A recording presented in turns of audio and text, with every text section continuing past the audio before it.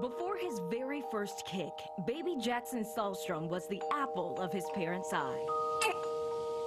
The newborn was conceived through in vitro fertilization to ensure his mother, Rachel Sahlstrom, would not give birth to a child with a deadly disease. My dad was not diagnosed with Huntington's until he was in his 50s.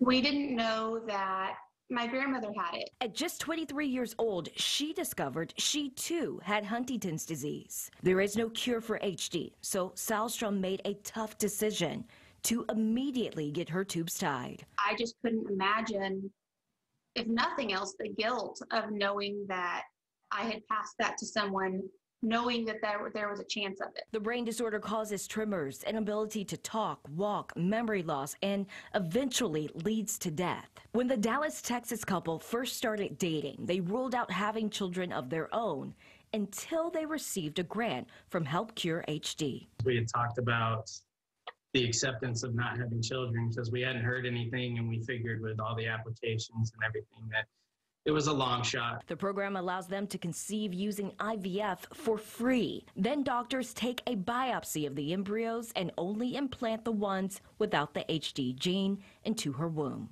In the eyes of these new parents, this medical innovation is a miracle. After 2 rounds of IVF, she finally gave birth, even with COVID-19. Although the Sahlstroms turned to science to create a baby HD-free,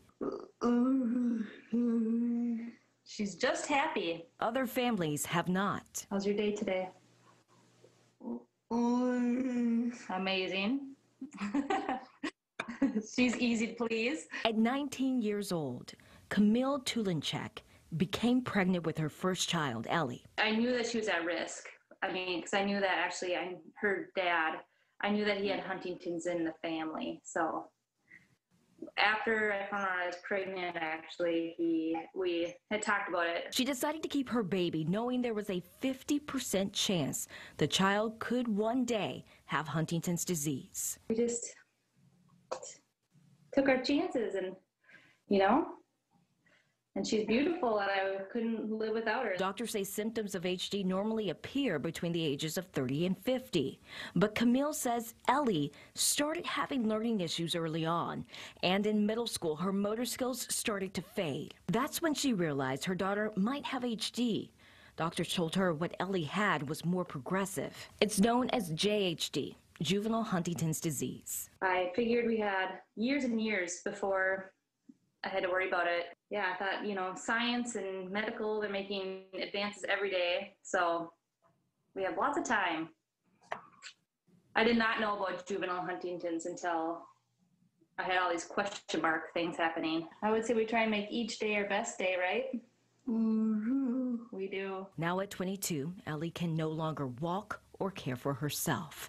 Her mother is her primary caregiver. Happy birthday to you. Even while battling COVID herself, she helps to feed, treat, and play with her daughter every day.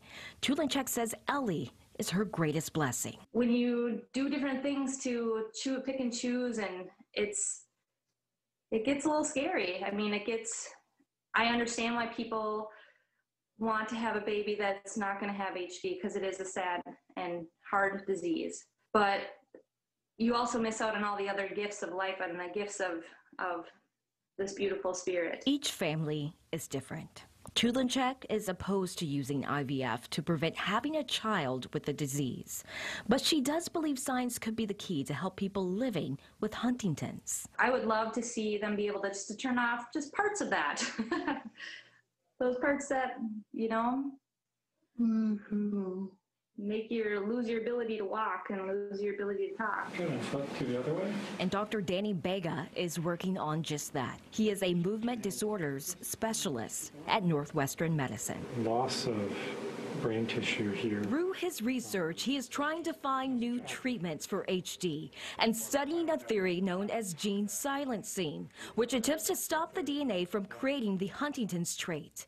Essentially, silencing the genes, telling the body to create the disease. Because this is a disease that has the same gene mutation, causes the same disease in everybody, and we know what it is and we can identify it, the question is, can we stop it by stopping the way DNA creates the protein. His program is still in the early phase, but he says he believes one day the method will be the key to curing HD. We're going to have a drug that actually has a meaningful impact on the disease progression, on slowing down the disease. It's a glimmer of hope for both families. Felicia Bolton, News Nation, Chicago.